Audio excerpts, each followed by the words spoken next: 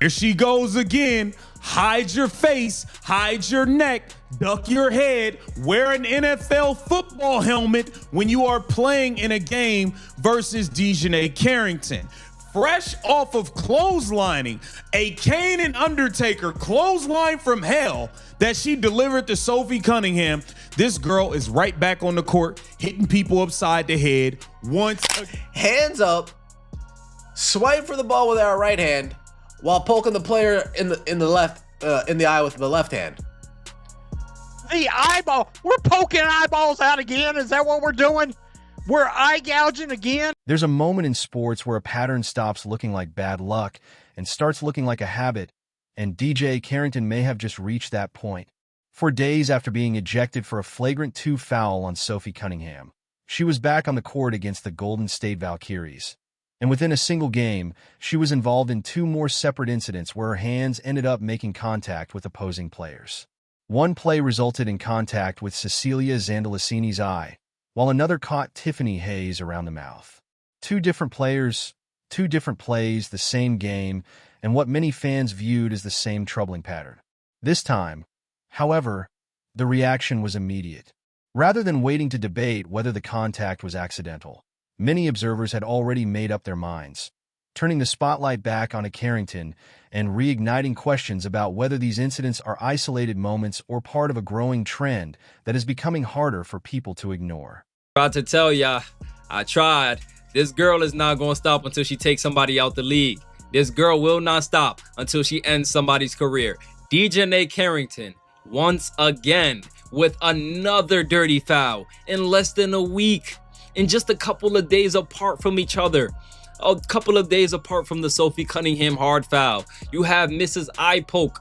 Mrs. Flagrant foul, I'm gonna grab your head. I'm gonna hit your head upside your head, knock you out the air. Mrs. I'm gonna pull your hair. Mrs. I'm gonna whack you on the back of your head. Mrs. Long nailed, sharp knobbed fingertips. Djonai Carrington strikes. On the first play, Carrington was defending Cecilia Zandalicini on the perimeter. Her right hand appeared to be making a legitimate play on the ball, but her left hand swept upward and across, making direct contact with Zandalicini's eye while both of Carrington's arms were raised. Later in the same game, Tiffany Hayes attacked the basket for a layup.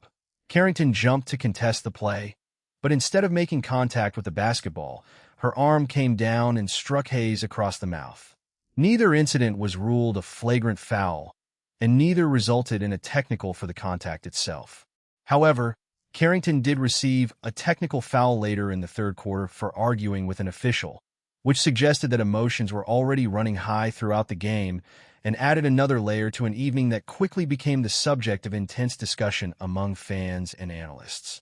She put both hands up right after. But that's Djonai. Yeah, I gouged another white girl. Yeah, I gouged another white girl while wearing your Sophie Cunningham wig. I am officially. Hey, this ain't Clerks 2, but I'm taking back Sophie Cunningham's hair. I'm taking it back. You got Sophie Cunningham's hair on while you're poking the white girls in the eye. Now here is where the situation becomes more serious, because this is not a rookie still learning the speed of the league. Carrington is a veteran who has spent years in professional basketball and has already played for multiple franchises. Her history includes the highly discussed incident involving Caitlin Clark during the 2024 playoffs, when contact to Clark's eye became a major talking point. At the time, the play was largely viewed as accidental. Clark herself said she did not believe it was intentional, and Carrington insisted she could not imagine deliberately hitting another player in the eye. Many fans accepted that explanation, or at least gave her the benefit of the doubt. But in sports, repeated incidents naturally attract more scrutiny. One occurrence can be dismissed as an accident. A second may be viewed as coincidence. When similar plays continue to happen, especially involving contact around the face during physical moments, people inevitably begin asking tougher questions about whether there is a larger pattern developing. Want to defend her, the story, the narrative that she's not a dirty player. She makes plays like this all the time. I put together a little clip of Djonai Carrington, who is definitely one of the dirtiest players in the WNBA. I don't know if we can roll it, but she's taken her long fingernails. She's scratched Caitlin Clark's eyes out. She's had multiple instances of chasing people down from behind, trying the same swat and smashing them in the head and causing mini fights. She pulled another girl's hair. I don't know if we'll get to that clip in a second when she's falling. Totally dirty play. This is not a skin color thing. She has a history of making dirty plays, and it's fine. It's worth pointing out just how physically talented Carrington actually is, because that's part of what makes this whole situation so frustrating for people who genuinely respect her game. She's a former Most Improved Player finalist. She puts up defensive numbers that rank among the best in the league. She has the length, instincts, and anticipation to guard multiple positions, which is exactly why teams continue giving her opportunities despite the controversy. Nobody is arguing that she isn't a legitimate basketball talent. The argument is that talent alone is not enough to keep excusing a pattern that repeatedly puts other players' safety at risk. And right now, the conversation around her has almost completely stopped being about her skill and started becoming entirely about her conduct. From the flagrant 2 on Djonai Carrington against Sophie Cunningham, where she proceeded to go into the locker room and tweet white privilege after being thrown out of the game. I'm not going to comment on that situation, but I will say this. This is a flagrant 2. Black, white, Asian, Hispanic, don't matter. This is a flagrant. I mean, she clotheslined her. What more do you want? So this looks very bad. It just shows that the WNBA is nowhere near where they need to be professionally, because again, this is a clothesline. It's a flagrant. And we have to go back to where this entire storm actually started, because the Valkyries game did not happen in a vacuum. 4 days earlier, Carrington was involved in what became one of the most talked about fouls of the WNBA season. Sophie Cunningham was in the air on a fast break layup. The shot was already on its way in, and Carrington came from behind and made contact across Cunningham's head and neck. Cunningham hit the floor hard. Officials initially ruled it a flagrant 1, but after a review, the call was upgraded to a flagrant 2, citing wind-up, impact, and follow-through, the same criteria the league uses when determining that a foul warrants an automatic ejection. White privilege after getting tossed from the game, but says it wasn't about the foul. Can you explain this?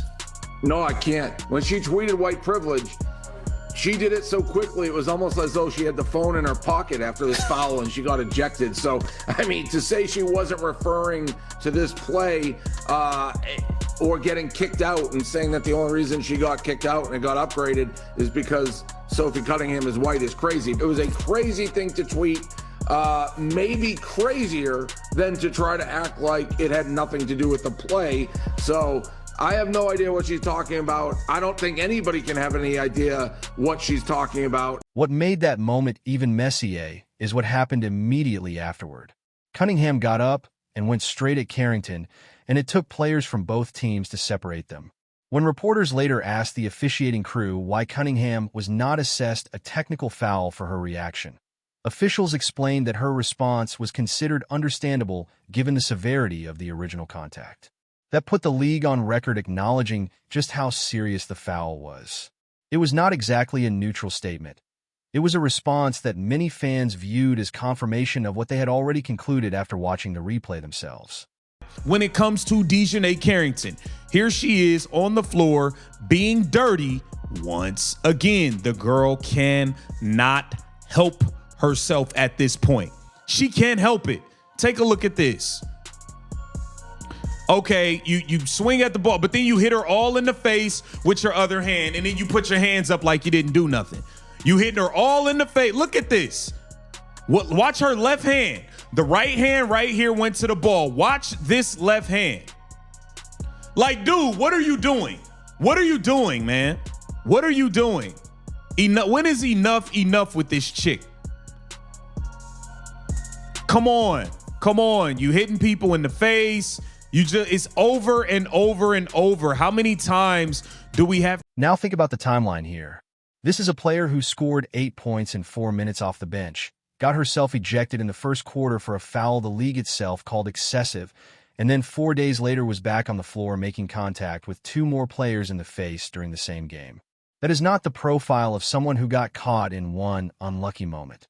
It is the profile of someone whose aggression on the court keeps crossing the same line, game after game and opponent after opponent. And that brings us to a post that has been circulating heavily since this entire saga began. It highlights something that statistics alone do not fully capture. The post claims, the trajectory of Djonai Carrington's basketball career is not looking good. Connecticut let you go. Dallas moved on. Cheryl Reeve didn't bring you back. Steph White didn't want you. And Chicago only committed to you for 1 year. Whether every detail is completely accurate or somewhat exaggerated for effect, the broader point is what has resonated with people. Looking at the actual transaction history, Carrington was drafted by Connecticut in 2021, traded from Connecticut to Dallas in February 2024, moved from Dallas to Minnesota at last year's trade deadline, suffered a season-ending injury with Minnesota during the playoffs, and is now playing on a 1-year deal with Chicago. That amounts to multiple organizations in a relatively short period of time, with each move coming after a team decided it was time to go in a different direction. You know, Djonai Carrington damn near decapitated Sophie Cunningham's head. And even though she bloodied Sophie Cunningham's mouth, and even though she got ejected and ran straight to Twitter after being assessed a flagrant 2, and putting white privilege in caps while tagging the Indiana Fever, we the public, we the fans of the WNBA, we the fans of Sophie Cunningham, and we the fans of good basketball, we're just stupid because we inferred that Djonai Carrington tweeting white privilege, of course, had something to do with the flagrant 2 and the ejection. But Djonai is coming out to set the record straight, baby. She said that we're stupid, we lack critical thinking skills, and in no way, shape, or form would she ever use the word of... When a player keeps getting moved, sometimes it is about fit, sometimes it is about a rebuild, and sometimes it is simply business. But when the pattern includes multiple coaching staffs deciding not to bring a player back, and when the most recent team only offers a 1-year contract instead of a longer commitment, people naturally begin to ask questions. That is often viewed as organizations appreciating what a player brings athletically while still wanting more proof before making a long-term investment. In many cases, a 1-year deal for a veteran player functions more as a trial run than a major vote of confidence. Then came the social media post that shifted the discussion away from basketball and into a debate about race and officiating, changing the focus of the entire controversy. Now, less than a week later, Carrington has found herself involved in 2 more incidents during a single game. If the league wants its standards regarding dangerous contact to be taken seriously, situations like this become important tests of whether those policies are applied consistently or only become major issues when public pressure reaches a certain level. Y'all, look at y'all favorite player. Went over to one of the officials, as you see Sarah Williams there. She trying to make it seem like a fan did something crazy to her, right? While I watch. Handled at the moment. Look at what y'all looking at. They going to talk to that dude. They been trying to make him leave, right? She's trying to get somebody kicked out. So he look, he getting up. He end up leaving, right? He end up leaving. So they got to investigate. They got to investigate. Now look, it's the 4th quarter. Look at who you see back 10 out there. He's sitting right there. That's him right there. And see, these are the type of games that they play when they in the wrong, right? And it's not a coincidence that this stuff is happening because she's been dirty forever, but has she been getting people kicked out like that or attempting to get people kicked out like that? No. Now all of a sudden, now it's time to start kicking people out. And fans have absolutely noticed. People are no longer saying she simply had a rough game. They are saying she has a pattern, and patterns tend to earn labels in professional sports. The nickname "I Poker" is not new. It has followed her since the Clark incident in 2024. But now it is being used with far less patience and far more frustration because this is no longer one isolated incident from more than a year ago. It involves multiple players and multiple incidents within a very short period of time. The accountability aspect is where the situation becomes even more difficult for Carrington. After the Cunningham foul, instead of focusing on the play itself, she posted about white privilege from the locker room. Whatever her intent may have been, the result was that the original basketball question, whether the foul was dangerous and whether there is a pattern of dangerous contact, was pushed aside by a completely different controversy. Now, After the Valkyries game, those two storylines have collided, and neither one has helped create the impression that she is fully addressing concerns about what is happening on the court.